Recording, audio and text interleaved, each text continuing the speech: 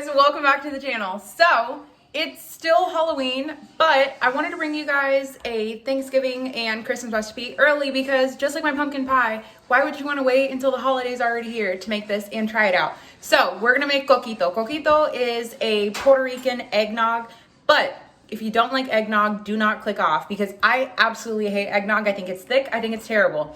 This is incredibly delicious. It's literally horchata with alcohol. It's delicious. All right, let's make. And also, did I mention that you make this all in the blender? Okay, now we can make it. Okay, so I have my blender here. It is so simple. It's literally open a can and pour. I'm doubling this recipe to make roughly almost a gallon. I have 1 can of evaporated milk and a 2nd can of evaporated milk. If you wanted to use coconut milk, you totally could. 2 cans of la lechera, which is just sweetened condensed milk. This is super thick, so you're gonna wanna grab a little scraper here and scrape. Then we're gonna add our 2nd can. Then we're gonna add 2 cans of cream of coconut.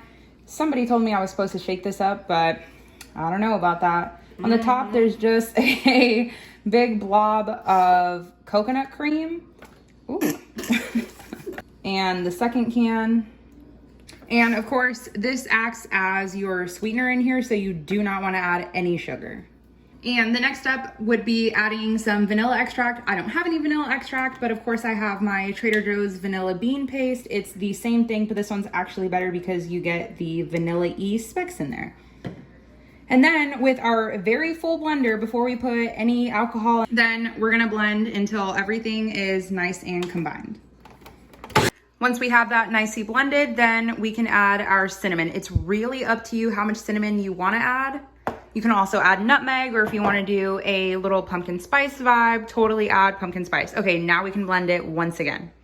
So I poured all of our stuff into this big pitcher. Now with the blender still dirty from the rest of everything, we're gonna pour in 2 cups of white rum. I'm using BACARDI. This is gonna help not only get the residual stuff from your blender, but give it a little bit of extra flavor and kind of help aerate the alcohol. So now we're just gonna blend this up too. Once you have all of this blended, then we can add all of the alcohol.